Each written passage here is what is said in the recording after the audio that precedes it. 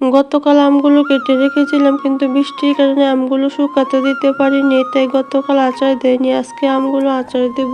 মেয়েকে সকালবেলায় কোচিং এ পাঠিয়ে দিয়ে আমি রান্নাঘরে চলে আসলাম। তার জন্য ডিম ভাজি করলাম।